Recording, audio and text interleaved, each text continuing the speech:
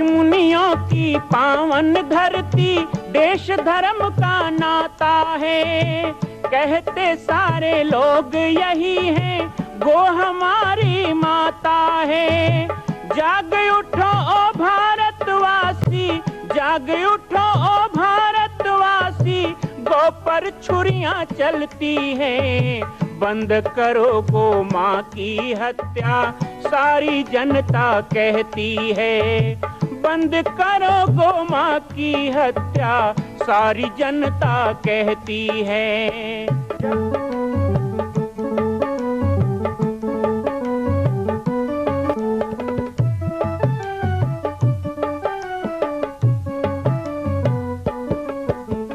जगह जगह पर बूचड़ खाना, लाखों गौएं कटती हैं। किसे सुनाए व्यथा हमारी, नैना नीर बहाती हैं। रक्षा करना गौ माता की, रक्षा करना गौ माता की, गीता ज्ञान सिखाती है। बंद करो गो माँ की हत्या, सारी जनता कहती है। बंद करो गो माँ की हत्या, सारी जनता कहती है।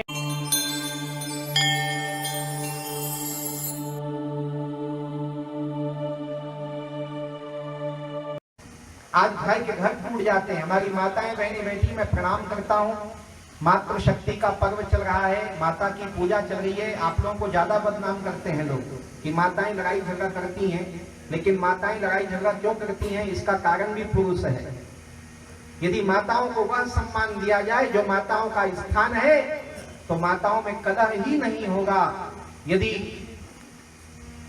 हम देखते हैं आज परिवार में होता है कलह, बात बात में बात बढ़ जाता है, तो केवल हाथों से तलवार छुरी कटार से हत्या नहीं होती है। जिस तरह द्रौपदी ने कह दिया अंधे का बेटा अंधा ही होगा, अब वही एक बात पर पूरा महाभारत हो गया। इसी तरह संत कहते हैं बात संभाल के बोलिए। आज एक संकल्प और इसलिए कहता हूं, ये सूत्र है, ये वाणी बहुत महंगा है। ये वाणी, आप इतने सारे लोग यहाँ घर का काम धाम छोड़ के बैठे हो, क्यों? वाणी के कारण, मेरे कारण नहीं। मैं क्या, मैं तो रोड में भी दिख जाता हूँ चलते फिरते, मैं दिख जाऊं लोग रुक जाए, नहीं, वाणी के कारण। ये वाणी मेरी वाणी नहीं है, ये संतों की वाणी, शास्त्र की वाणी, रामायण की वाणी, भागवत की वाणी। एक वाणी है जो भगवान ने वरदान के रूप में दिया है, हमें बोलने के लिए भगवान ने वाणी दिया, कितना सुंदर है। लेकिन इस वाणी का दुरुपयोग करोगे तो कितना खराब हो सकता है। बात संभाल के बोलिए, बात के हाथ न पाओ, और एक बात मरहम करे, एक बात करे घाव। बात का ताना लगता है ना, तो कई लोग फांसी में जाके झूल जाते हैं। वो भी आपने हत्या किया है, उसको बोला, उसको बुरा लगा, फांसी में झूल गया, ट्रेन में कट गया, जहर खा लिया। तो वाणी से भी हिंसा ना हो, इसलिए जरूरी नहीं है कि हर जगह चिल्ला के बोले। मुझे लोग कहते हैं कि बालक राज जी क्रांतिकारी वातावरण, क्रांतिकारी प्रवक्ता, ठीक बात है, क्रांति होनी चाहिए। या देवी सर्वभूतेषु क्रांति रूपेण संस्थिता। हम तो आह्वान करते हैं कि मां शारदे, मेरी विनम्र प्रार्थना है ही, आज खूनी खप्पर उठा ले तू मां शारदे। हम माता को बिल्कुल नहीं कहते कि मां केवल कृपा दृष्टि बरसाओ, भक्तों पे कृपा दृष्टि बरसाओ, लेकिन तेरी संस्कृति को मिटाने पे तुले है जो भी, ऐसे पापियों को उठा ले मातु शारदे। मातु शारदे विनम्र प्रार्थना है यही, आज खूनी खप्पर उठा ले मातु शारदे। माता स्वयं क्रांति रूपिणी है।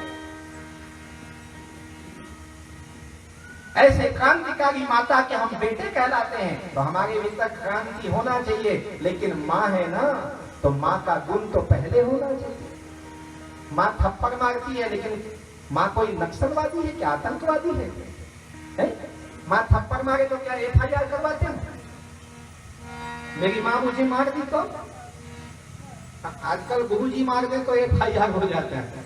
पहले गुरुजी लोग मारते थे, हम ज्यादा तो नहीं पढ़े हैं, तीसरी चौथी पढ़े हैं, लेकिन जब पढ़ते थे पहली दूसरी तीसरी तो बहुत मार खाते थे। पढ़ता ही था 2-4 तो हो गया, कितना भी करो। जैसे आजकल कहना नहीं चाहिए, लेकिन फटफटिया में जा रहे हो, कहीं पुलिस खड़ा है, जान जाते हो कुछ तो कुछ निकले, कुछ नहीं तो ये हुआ है, कुछ नहीं तेरा बल्ब फ्यूज है, नहीं तेरा ये हो गया है, तेरा नट निकल गया, जान पता है कि निकलेगा कुछ न कुछ। ऐसे ही स्कूल में कितना भी अच्छा पढ़ते थे, एक आध छुट्टी पढ़ता ही था हफ्ता में, लेकिन हम कभी FIR करने नहीं गए भाई थाना पुलिस में। आजकल तो गाली भी दे देते तो केस हो जाता है। लेकिन भगवान का भला है, कम से कम माँ बाप पे नहीं हो रहा है। माँ थप्पड़ मारे तो क्या केस कर देते हो, माँ थप्पड़ मारे तो क्या उसको आतंकवादी कह दोगे? नहीं, माँ तो माँ होती है, क्योंकि वो प्यार भी तो देती है। इसी तरह केवल हम क्रांतिकारी हैं ये बात नहीं है, हमारे भीतर भी दया है, प्रेम है, करुणा है, समता है, समतत्व है, सबके प्रति एक समानता का भाव है, गणवंतो विश्वमार्यम का उद्घोष है। और इसीलिए माँ के वो सारे गुण हमारे भीतर होने चाहिए। सत्संग के उत्तरार्ध में अब मैं आपको माँ के कुछ स्वरूप के बारे में आज चित्रण दूंगा। आप लोग माँ की तो बहुत कथा सुने हैं, देवी भागवत सुनते हैं, ये सुनते हैं, शुंभ निशुंभ की कथा आपने सुनी होगी, महिषासुर की कथा आपने सुनी होगी, कई लोग देखे भी होंगे, नहीं देखे? अच्छा, माता जी के नीचे में रहता है ना महिषासुर, नहीं देखे? एक जने मुझे बोला, अरे देव शक्ति तो नहीं बढ़ गई है, दानव लोग बढ़ गए। मैं कहा दुर्गा के साथ साथ 9 दिन होम धूप उसको भी तो दिखाते हो, नीचे जो बैठा है थोड़ा वो भी तो मोटार है ना। नहीं, चंड मुंड शुंभ निशुंभ महिषासुर, इनकी बहुत कथा आपने सुनी, लेकिन मैं माता के उन रूपों के बारे में आपको बताना चाहता हूं कि माँ का स्वरूप कैसा। सबसे पहला, माँ का आधार क्या है? जैसे शिव का आधार है वृषभ, वृषो ही धर्म। शिव किसमें बैठते हैं? बैल पे। बैल कौन है? बैल कोई जानवर नहीं है, वृषो ही धर्म, वो धर्म का रूप है। आपके गांव में सीमेंट के बैला बने ना? पाया बना? अच्छा, बढ़िया करे। तो सीमेंट के बैला बैठाए हो और जिंदा बैला ना हम कहा थे जने डहान और सीमेंट के बैठाए हैं, जिंदा लगे ना हम। कितने बड़े दुर्भाग्य की बात है कि मरने के बाद माँ बाप का मठ बनाते हैं। मरने के बाद माँ बाप के नाम में पीतर है, आज दाई है, आज दादा है, आज बड़ा है, चीला है, और खुदे छेला थे। नहीं, पिता बात में नहीं कहा भाई, इसमें बात अब निकल गए तो कहा। अरे जिंदा माँ बाप का कुछ किया, जीवित माँ बाप का यदि कर लो तो पितर भी मनाने की जरूरत नहीं होगी, क्योंकि जिसका बेटा माँ बाप के प्रति समर्पित होगा वो माँ बाप तो जीते जी स्वर्ग भोग के जाएगा, उसको भटकने की क्या। जीते जी पानी ना दिया और मरने के बाद गया जी में जाके पानी दिया तो वो तो गया, अब किसके लिए गया? तू गया में किसके लिए गया? जिसको जाना था वो तो गया। जिस तरह जीवित में माँ बाप को दुर्कारते हैं, मरने के बाद मठ बनाते हैं, इसी तरह जिंदा बैल की इज्जत नहीं है और बैल की मूर्ति हर शिव मंदिर में हम बैठाते हैं। दुर्भाग्य की बात। ऋषि ही धर्म, बैल धर्म का रूप है, भगवान शिव इस पे स्थित है, उनका वाहन क्या है? बैल है, अर्थात शिव धर्म पे स्थापित है। लेकिन माँ भगवती शेर पे स्थापित है। शेर क्या है? सिंह क्या है? माता भगवती का वाहन है सिंह, और सिंह शक्ति का प्रतीक। हम कहते हैं ना, शक्ति की अधिष्ठात्री देवी कौन? बोले दुर्गा। शक्ति की देवी कौन? बोले दुर्गा। ये सिंहत्व क्या है? माता किसमें अवस्थित है? माता का आधार क्या है? तो वो सिंह है। सिंह ये हमें प्रेरित करता है कि हे सिंह पुत्रो सिंह बनो। सियार की तरफ निमियाने से अच्छा है इस शेरों की तरफ तुम्हारी दहाड़ होनी चाहिए। मैं तो सरल भाषा भी बोलूं तो लोग कहते हैं दहाड़ते हो, क्यों? क्योंकि हम माता के पुजारी हैं, माता के भक्त हैं, हम सिंहवंशी हैं, हम शेरों की संतान हैं। हम अंधेरे के पुजारी नहीं, हम उजाले के उपासक हैं। हम पश्चिम के सिपाही नहीं, हम पूर्व की रश्मि हैं। और हम अंधकार को नहीं, हम सूर्य को पूजने वाले लोग हैं। इसीलिए कहा गया तमसो मां ज्योतिर्गमय। अमृतस्य पुत्र, हम अमृत पुत्र हैं। हमारा धर्म कहता है तुम अमृत पुत्र हो। तो अमृत पुत्र हो करके मुर्दा कैसे खा सकते हैं? जो स्वयं अमृत हो वो मुर्दा कैसे खाएगा? तो छोड़ो, छोड़ना चाहिए, छोड़ने का प्रयास करना चाहिए। सबसे पहली बात, मां सिंह पे सवारी करती है। सिंह तेज का प्रतीक है, सिंह सिंहत्व का प्रतीक है, सिंह माता भगवती के शक्ति का प्रतीक है। ये सिंह नहीं है, ये शक्ति है। मां भगवती कहती है कि तुम्हारे पास कोई आए, जैसे मां दुर्गा के पास दानव जाते थे ना, तो कई को तो शेर ही कपट देता था। शेर एक पंजा लगे, दानव में क्या देखते होगे आजकल टीवी सीरियल में बहुत दिखाते हैं, कथा में महाराज लोग भी बताते होंगे। तो आपके पास आपकी शक्ति हो, आपका तेज हो, तो बहुत सारी दानवी शक्ति तो आपके तेज से ही भस्म हो जाए। माता का एक बहुत बड़ा हथियार आप हाथों में देख रहे हैं, क्या क्या हथियार ली है माता। अष्टभुजा वाली भी है, 18 भुजा वाली भी है। नौ दुर्गा रूपनी में अष्टादशो भुजायाम नौ दुर्गा प्रतिष्ठा, ऐसा कहा गया। 18 भुजा वाली माता भी होती है, लेकिन एक भी भुजा खाली नहीं है। सब भुजा में हथियार है, सब में अस्त्र शस्त्र है। लेकिन इन अस्त्र शस्त्रों से ज्यादा मां के पास एक शस्त्र है जिसके द्वारा चंड को भस्म किया था, और वो है माता की हुंकार। जब दानव सामने आए और हूं कहते हुंकार किया, दानव भस्म हो गया। ये आपके भीतर भी है। इसे कहते हैं वाक शक्ति, जिसके लिए आपको प्रेरित कर रहा हूं। जितना झूठ कम बोलोगे वाक शक्ति बढ़ेगी, तेज बढ़ेगा अंदर। धीरे धीरे देखना ना, गप बंद करो, झूठ बंद करो, टाइम पास बंद करो, फालतू काम बंद करो, फालतू बात बंद करो, फालतू खाना बंद करो, फालतू सोना बंद करो। जिंदगी में एक खराब चीजों को छोड़ते जाओ, वाक शक्ति बढ़ने लग जाएगी। अरे जो बोलोगे वही होने लग जाएगा, क्योंकि आप बोलोगे ही कम ना, झूठ बोलोगे नहीं, सत्य सिद्ध हो जाओगे। ये माँ के पास है, ये माँ का गुण है, और माँ का गुण है तो बेटे में होना चाहिए।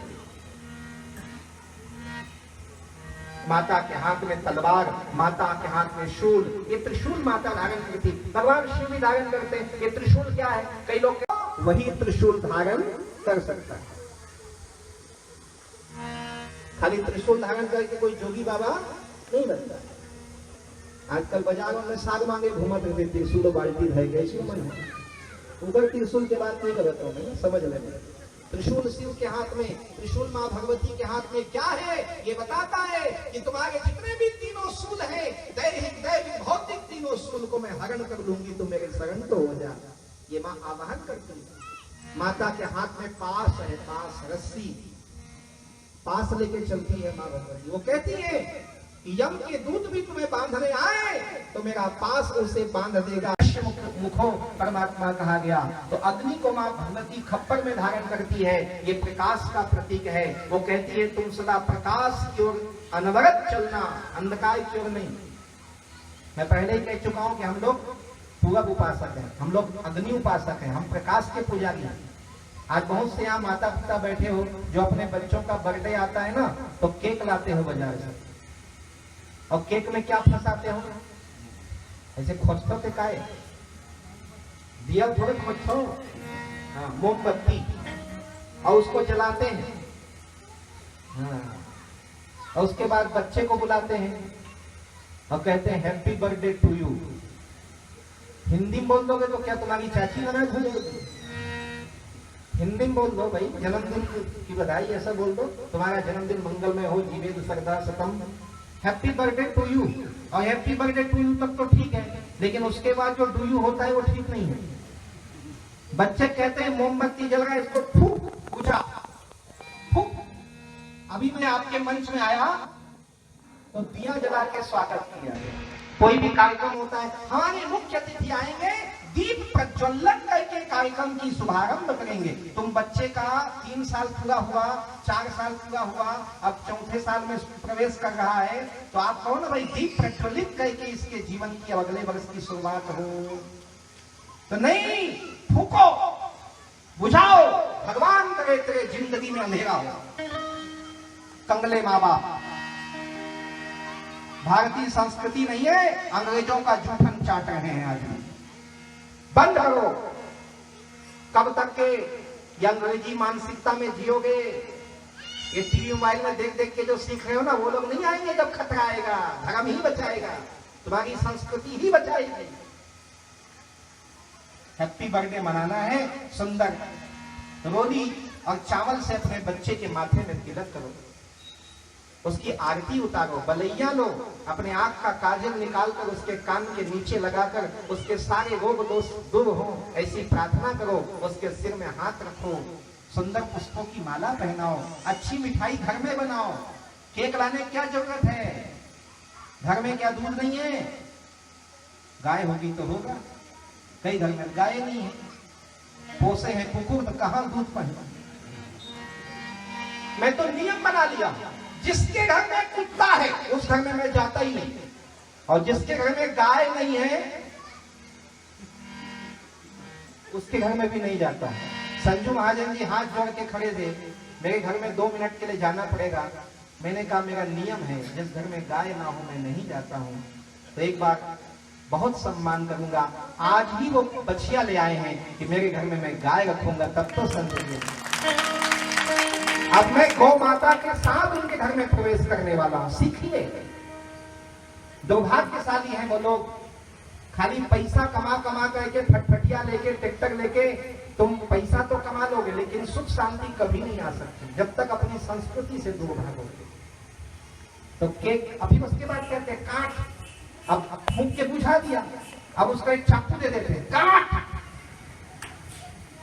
अरे हम तो जोड़ने वाले लोग हैं, हम कब काटते हैं? हम तो जोड़ते हैं सब। दिल से दिल मिले, दिया से दिया जले, जुड़ जाए संसार, ये हम कहते हैं। हम तो जोड़ते हैं सबको।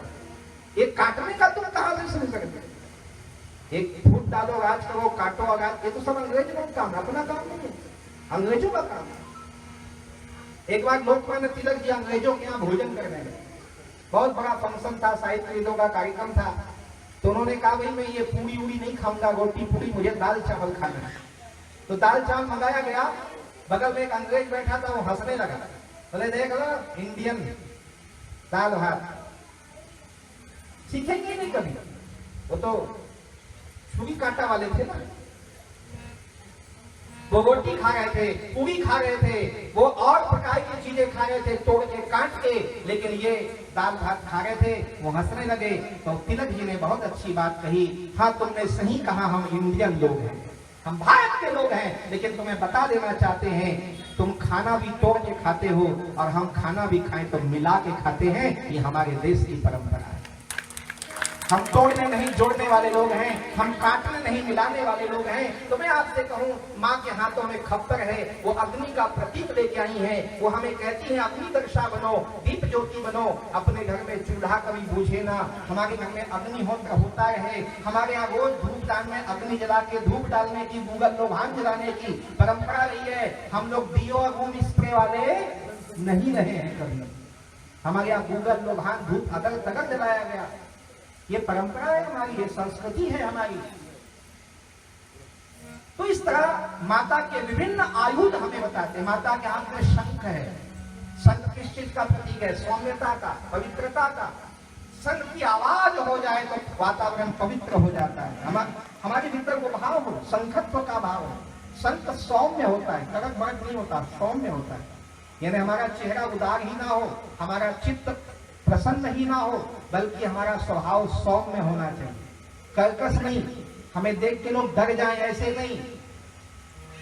स्वभाव, कई लोग कहते हैं खाली चेहरा बना लो तो हो जाता है, नहीं, चेहरा बनाने से नहीं होगा, गुण बनाने से होगा। गुण, जैसा आपका गुण होगा ना वैसे चेहरा हो जाता है। और कई लोगों के गुण अच्छे होते हैं, चेहरा खराब भी हो तो भी दुनिया उसकी पूजा करती है, करती कि नहीं? भगवान कृष्ण तो कर लिया, तब वो पूजा करते नहीं। भैरव बाबा क्या है? हनुमान जी का मुंह बंदर जैसा है, गणेश जी हाथी के मुंह वाले हैं, कभी देखते हो मुंह कहां उसका? पूजा किसकी होती है? रामचरितमानस में कथा आती है कि भगवान राम लक्ष्मण सीता चले जा रहे थे वनवास में, सीता जी को प्यास लगी, एक पेड़ के नीचे बैठ जाते हैं। लखन जी को कहा, लखन आसपास पानी हो तो कमंडल में ले आओ। लक्ष्मण जी जल लेने चले गए। सीता जी बैठे बैठे राम जी के चरणों को देख रही थी। कहा, प्रभु आपके चरण बड़े सुंदर हैं। राम जी बड़े प्रसन्न हो गए। हाँ सीते, लेकिन कहा, प्रभु मेरे चरण से सुंदर नहीं, आपके चरण सुंदर हैं पर मेरे चरण ज्यादा सुंदर हैं। मैं नारी हूं ना, स्त्री का रूप अलग ही होता है। भगवान राम ने कहा, सीता ऐसी स्त्री पुरुष की बात नहीं है, मेरे चरण ही ज्यादा सुंदर हैं, आपके नहीं। राम चरण सुखदाई, मेरे चरण सुंदर। सीता जी बोलती नहीं, मेरे चरण सुंदर है। राम जी कहते ये लीला है, उनमें लड़ाई नहीं होती, लीला। इसमें भी संदेश था। लखन जी जल फल लेकर के आए तो राम जी ने कहा, लक्ष्मण, बोले हाँ थोड़ी देर के लिए जज बन जाओ।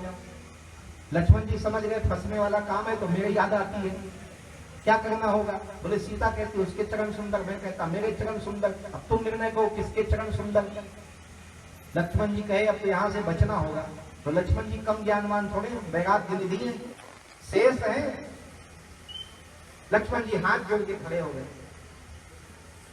भगवान आप नाराज नहीं होना, माता जी के चरण बड़े सुंदर है। सीता जी कहे मुझे पता था भैया आप मेरे तरफ ही बोलोगे। बोले आप भी अभी ज्यादा खुश मत होना, मैं कुछ आगे बोलूं सुन दो। मैं क्या प्रभु माता के चरण बड़े सुंदर है, लेकिन माता जी ज्यादा प्रसन्न मत होना। जैसे सूर्य की चमक से ही चंद्रमा रात को चमकता है, ऐसे इनके चरण पास में हो तभी आपके चरण सुंदर लगते हैं, अकेले में सुंदर नहीं। बंदो सीताराम पद ये नहीं परम प्रिय। राम जी बोले मतलब क्या हुआ? मतलब क्या हुआ? मेरे चरण सुंदर है ना? बोले नहीं नहीं, ना आपके चरण सुंदर हैं ना आपके चरण सुंदर हैं, तो क्या तेरे चरण सुंदर हैं? लक्ष्मण जी का सुन तो लो, ना आपके चरण सुंदर हैं ना आपके चरण सुंदर हैं, आप दोनों के आचरण सुंदर हैं, इसलिए आप दोनों सुंदर हैं। हमारा जो आचरण होता है ना, पैसा देके कोई पूजा नहीं करवा सकता। पैसा देके बहुत कुछ होता है, लेकिन ये नहीं होता। वही पूजित और सम्मानित हुए हैं, वही वंदनीय हुए हैं जिनके आचरण सुंदर हुए हैं। इसलिए हम भी क्यों ऐसा नहीं कर सकते? तो शंखवत आचरण हो।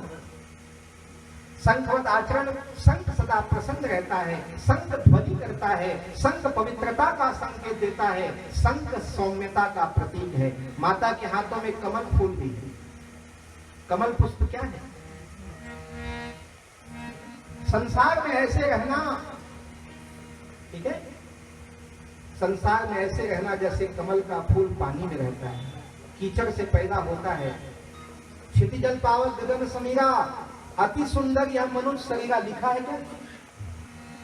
क्या लिखा है? पंच रचित अति अधम शरीरा। ये शरीर को कितनों भी मांझ लो, धो लो, नहा लो, कर लो, खल्हार लो, लेकिन गंदगी रही नहीं रही। कुछ खाओगे तो हाथ को धो लेते हो। आप जूठा नहीं है, बने होंगे पूजा करोगे तब मुंह लग धरेगा, मुंह जूठा थे क्या? अच्छा, मुंह को कितनी बार धोगे जूठा नहीं रहेगा बताओ? नहीं, अब मैं 20 बार धो लिया हूं, जूठा नहीं रह गया, मुंह जूठा ही रहेगा। शरीर में मल रहता ही है। शरीर गंदगी का घर है, हाड़ मांस का चमड़ा का घर है, शरीर पवित्र हो ही नहीं सकता। लेकिन इतना होने के बाद भी अपने मन को कमल पुष्प की तरह जो रख लेता है, इस कीचड़ में रह के भी जो खिला खिला रहता है। कितना प्रपंच है, चिंता है, टेंशन है, दिमाग खराब होते रहता है,